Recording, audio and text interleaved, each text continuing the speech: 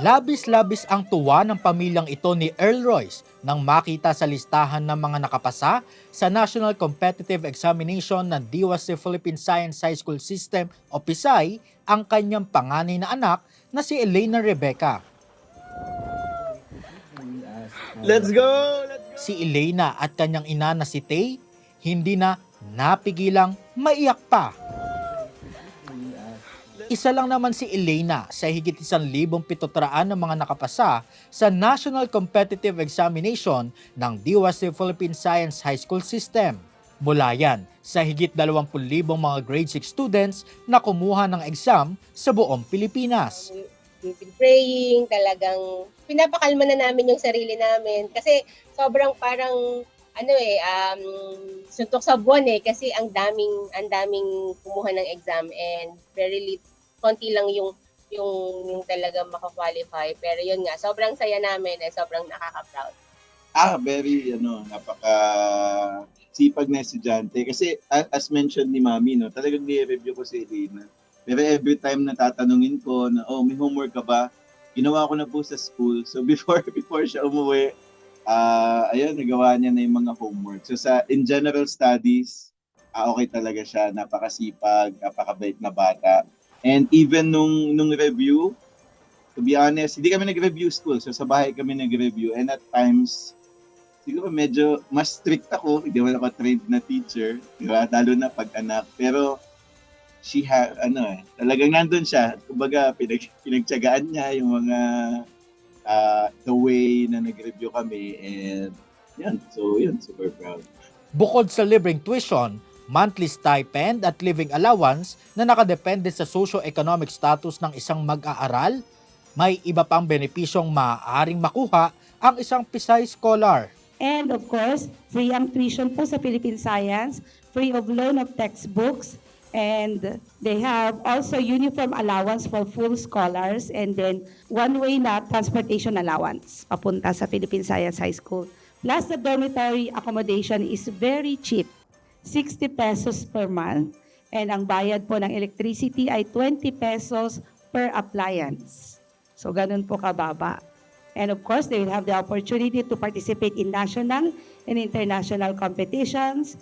They will also have the immersive training experience during science immersion program and other opportunities na binibigay po ng Philippine Science. Nitong nakaraang taon, naipasa sa 19th Congress ang Republic Act No. 12310 o ang Expanded Philippine Science High School System Act. Layo nitong madagdagan pa ang mga campus ng PSAI sa bansa. Now, yung 10 additional campuses, yun yung expansion na natin. Pero titingnan natin kung saan, depende na yan kung saan pinakamadaming pumapasa at kulang ang slot doon sa lugar na yon. So titingnan natin yung performance. May mga pag-aaral na gagawin ang Philippine Science High School System. Saan yung pinaka-needed na augmentation na dagdag?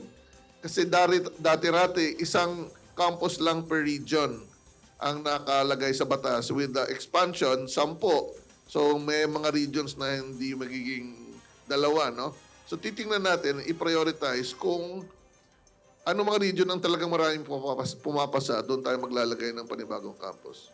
Nang tanungin kung saang rehiyon ilalagay ang mga idadagdag na campus ng PSAI, yung exact regions, wala pang definite. Maganda rin i-consider ngayon yung resulta ng NCE, kung saan sila galing. Pero, siyempre, may mga interesado ng mga gustong mag-host. Ini-evaluate yan ng ating evaluation committee. Karamihan dyan ay Board of Trustee member. si Elena, excited na rin maging isang PSAI scholar. I want to be an architect since like middle grade 5. I wanted to become an architect. I can, but I most likely will still have somewhat of a hard time, but I can handle it. Nice. Yes. Para kina Daddy Earl at Mami Tay, malaking bagay ang dekalidad na edukasyon na kayang ibigay ng PSAI para sa mas magandang bukas ng kanilang anak. daddy himself is a DOST scholar, was a DOST scholar. My brother-in-law graduated from Pisay, and nakita ko yung foundation na binigay ng DOST. Nakita ko yung success in different ways na nagaling na naging part ang DOST and Philippine Science High School. And so yun, thank you, and always please continue kang pagbibigay ng quality education, and a good environment for our youth. Yun. Thank you so much, Philippine Science High School and DOST.